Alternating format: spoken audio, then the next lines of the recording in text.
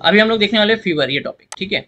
इसमें हम लोग देखेंगे कि जो फीवर है वो कितने टाइप्स के होते हैं, मतलब मतलब उसका पैटर्न क्या है, फीवर आने का जो पैटर्न है उससे हम लोग क्या इंडिकेट कर सकते हैं, ठीक है। तो सबसे पहला आता है step ladder pattern of fever. मतलब क्या होगा इसका कि जैसे अभी लैडर है, लैडर मतलब क्या होता है, सीढ़ी। सीढ़ी जिस तरीके से होता है, सीढ़ी कैसा होता है, ठीक है, ऐसा होता है, धीरे धीरे आदमी ऊपर जाता है। तो इसमें भी क्या होता है, टेम्परेचर धीरे धीरे धीरे धीरे ग्रेजुअली इंक्रीज होते जाता है। तो ये जो इंक्रीज हो रहा है, जो असेंडिंग फॉर्म में जो टेम्परेचर जा रहा है, इसी को हम लोग बोलते हैं step ladder pattern of fever. ये ज्यादा करके अपने को टाइफाइड में देखने को मिलेगा। टाइफाइड का पेशेंट है तो याद रखना, उसका हार्ट रेट, पल्स रेट बोलेगा तो उसका कम होता है, उसमें WBC कम होता है, और पेशेंट का जो फीवर होता है हाई ग्रेड, मतलब धीरे धीरे बढ़ते जाता है। याद रखना टाइफाइड फीवर, ठीक है।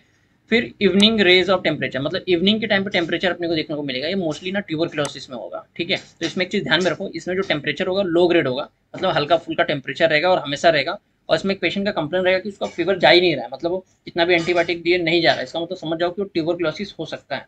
महीनों महीनों तक पेशेंट को फीवर रहता है, ठीक है। पहला बात। दूसरा, वेट लॉस का कंप्लेन करेगा। नाइट में स्वेटिंग होगा पेशेंट को, ठीक है। तो याद रखना नाइट में, इवनिंग में स्वेटिंग होगा, और ये ज्यादा करके इवनिंग में आता है ट्यूबरक्लोसिस का फीवर, ओके। फिर आता है कंटिन्यूअस फीवर। कंटिन्यूअस फीवर मतलब क्या होता है, तो ये फीवर होता है मतलब जिसमें पूरा बॉडी का जो टेम्परेचर वो हमेशा कंटिन्यू रेज रहेगा, मतलब हाई रहेगा, ठीक है। और ये ज्यादा करके अपने को देखने को मिलता है यूरिनरी ट्रैक इन्फेक्शन में। यूटीआई का जो इन्फेक्शन होता है थोड़ा सा डेंजर इन्फेक्शन होता है, इसको जरा संभाल के अच्छे से ट्रीट करना चाहिए, पहला बात। दूसरा, ये इसमें जब भी फीवर आता है तो पेशेंट को फीवर के साथ में राइगर्स भी आता है, चिल्स बहुत अच्छा खासा रहता है, तो ये ध्यान में रखना, ठीक है। फिर आता है इंटरमीडिएट फीवर। इंटरमीडिएट फीवर मतलब क्या हो गया कि ये जो टेम्परेचर रहेगा ये एक साइकिल पे आएगा, फिर चला जाएगा, फिर पेशेंट नॉर्मल हो जाएगा, फिर थोड़ी देर बाद फीवर आएगा। तो ज्यादा करके अपने को मलेरिया में देखने को मिलता है। मलेरिया के पेशेंट देखो वो लोग को फीवर आएगा, ठंडी लगेगा, और थोड़ी देर के बाद पसीना होगा, उसके बाद फीवर चला जाएगा, फिर थोड़ी देर के बाद आएगा या फिर अगले दिन आएगा। तो इस टाइप का जो फीवर होता है इसको हम लोग बोलते हैं इंटरमीडिएट फीवर, ठीक है। फिर आता है रिमिटेंट फीवर। मतलब इसमें टेम्परेचर जो है फ्लक्चुएट होते रहते हैं। फ्लक्चुएट होते रहते हैं मतलब समझ लो 37 डिग्री सेल्सियस है, ठीक है।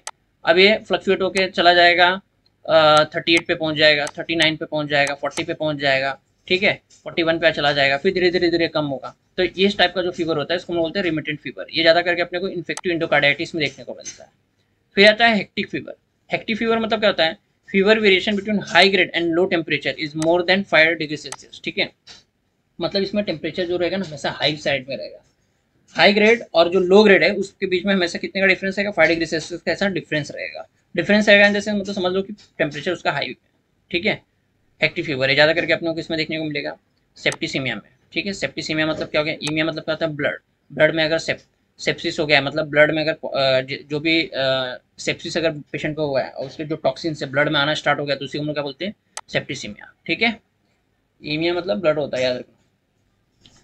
Low grade fever. अब लो ग्रेड फीवर एक अपने को कहाँ देखने को मिलेगा, तो ये ज्यादा करके 37 38 डिग्री यानी कि ऐसा हम लोग बोल सकते हैं 37 और 38 के बीच में फ्लक्चुएट होगा।